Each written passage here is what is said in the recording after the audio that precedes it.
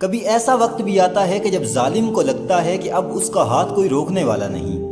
وہ انسانوں پر ظلم کرتا ہے، خود کو خدا کہنے لگتا ہے، لیکن وہ بھول جاتا ہے کہ جب ظلم حد سے بڑھتا ہے تو اللہ کی لاٹھی بے آواز حرکت میں آ جاتی ہے۔ یہ ویڈیو صرف تاریخ کا سبق نہیں بلکہ ایک پوری قوم کے درد، ایک ماں کا صبر اور ایک ظالم بادشاہ کے غرور کا انجام ہے۔ بنی اسرائیل حضرت یعقوب علیہ السلام کی نسل سے تھے۔ حضرت یعقوب علیہ السلام کے 12 بیٹے تھے۔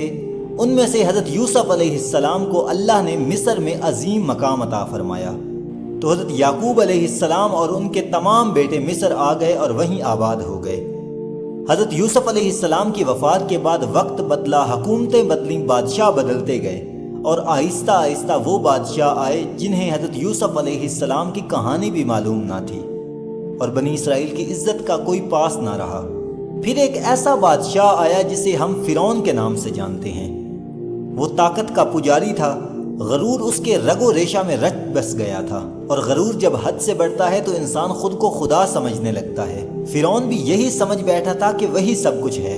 اس نے مصر کے ہر کونے پر قبضہ جما لیا، لیکن پھر بھی اس کو سب سے زیادہ خطرہ بنی اسرائیل سے تھا۔ کیونکہ وہ دن بدن تعداد میں بڑھتے جا رہے تھے۔ فرعون نے ایک سازش تیار کی، بنی اسرائیل کو غلام بنا دو، ان کی کمر مزدوری سے توڑ دو، ان کے ذہن کو اتنا دبا دو کہ وہ کبھی سوچنے کے قابل نہ رہیں۔ ان سے دن رات مشقت لی جاتی، بے عزتی، مار پیٹ، دھوپ میں کام کرنا، کھانے کو معمولی چیز، اور اگر کوئی بیمار ہو جائے تو اسے چھوڑ دیا جاتا۔ یہی وہ مقام ہے جہاں ہمیں رک کر سوچنا چاہیے۔ جب کسی قوم کی تعلیم، سوچ اور غیرت کو دبا دیا جائے تو وہ صرف ہاتھوں سے نہیں، دل سے بھی غلام بن جاتی ہے۔ ایک رات فرعون نے خواب دیکھا کہ بنی اسرائیل کا ایک لڑکا اس کی حکومت کو گرا دے گا۔ اس نے یہ خواب نجومیوں سے بیان کیا۔ نجومیوں نے کہا کہ ہاں، ایک لڑکا پیدا ہوگا جو تیرا تخت پلٹ دے گا۔ بس پھر کیا تھا؟ فرعون نے ایک ایسا حکم دیا جو تاریخ کا ایک سیاہ باب بن گیا۔ آج سے بنی اسرائیل میں جو بھی لڑکا پیدا ہو اسے قتل کر دیا جائے۔ سپاہی گھروں میں گھستے، حاملہ عورتوں کا پیچھا کرتے، پیدا ہونے والے بچوں کو گود سے چھین کر دریائے نیل میں پھینک دیتے۔ ایسا ظلم جس کی آواز آج بھی تاریخ کے صفحات میں گونجتی ہے۔ یہی ہے ظلم کی فطرت۔ یہ صرف جسم کو زخمی نہیں کرتا بلکہ روحوں کو توڑ دیتا ہے۔ فرعون کو لگتا تھا کہ وہ اپنے تخت کو بچا رہا ہے۔ جو شخص لوگوں کی نسلوں کو ختم کرنا چاہتا ہے، اللہ اسے تاریخ سے مٹا دیتا ہے۔ انہی دنوں ایک نیک عورت کے گھر ایک بچہ پیدا ہوا۔ اللہ تعالیٰ نے ان کے دل میں الہام کیا، اسے دودھ پلا، اور جب خطرہ محسوس ہو تو ایک صندوق میں رکھ کر دریائے نیل میں ڈال دے، ہم اسے تمہاری طرف لوٹائیں گے اور نبی بنائیں گے۔ ایک ماں کے لیے یہ فیصلہ کتنا بڑا تھا، ذرا سوچیں۔ ایک ماں اپنے لخت جگر کو خود اپنے ہاتھوں سے دریا میں ڈال رہی ہے۔ ماں نے اللہ پر یقین رکھا کیونکہ اللہ نے حفاظت کا وعدہ کیا تھا۔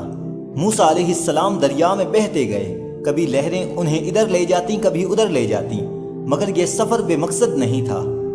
یہ وہی دریا تھا جس میں ہزاروں بچوں کی لاشیں بہائی گئیں، اور اب اسی دریا نے اس بچے کو بہایا اور فرعون کے محل تک لے گیا۔ جب فرعون کی بیوی آسیہ نے صندوق کھولا تو وہ بچے کو دیکھ کر بے اختیار ہو گئیں۔ دل بھر آیا اور انہوں نے فرعون سے کہا کہ یہ بچہ ہماری آنکھوں کی ٹھنڈک ہے، اسے قتل نہ کرو، شاید یہ ہمیں فائدہ دے۔ فرعون خاموش ہو گیا۔ اللہ نے ظالم کے دل میں نرمی ڈال دی۔ یہ وہ اللہ کی تدبیر تھی جو فرعون جیسے جابر کی سلطنت میں ایک بچے کو پروان چڑھانے والا تھا۔ یہ تو محض شروعات تھی، ایک بچے کی پیدائش، ایک ماں کا اللہ پر توکل، اور ایک فرعون جسے خبر بھی نہ تھی کہ اس کے محل میں اس کا انجام پرورش پا رہا ہے۔ بلکہ اب اگلا باب شروع ہوگا۔ حضرت موسیٰ علیہ السلام کی پرورش کیسے ہوئی، اور ان کو کب اور کیسے نبوت ملی، اور وہ کون سا لمحہ تھا جب وہ فرعون کے سامنے اللہ کا پیغام لے کر کھڑے ہوئے۔ یہ سب انشاءاللہ ہم اگلی نشست میں تفصیل سے بیان کریں گے۔ لہٰذا اگر آپ اس سلسلے کو جاری رکھنا چاہتے ہیں تو ویڈیو کو لائک کریں اور اپنے دوستوں کے ساتھ شیئر کریں، اور ہمارے چینل کو سبسکرائب ضرور کریں تاکہ اگلی ویڈیو آپ تک بر وقت پہنچ سکے۔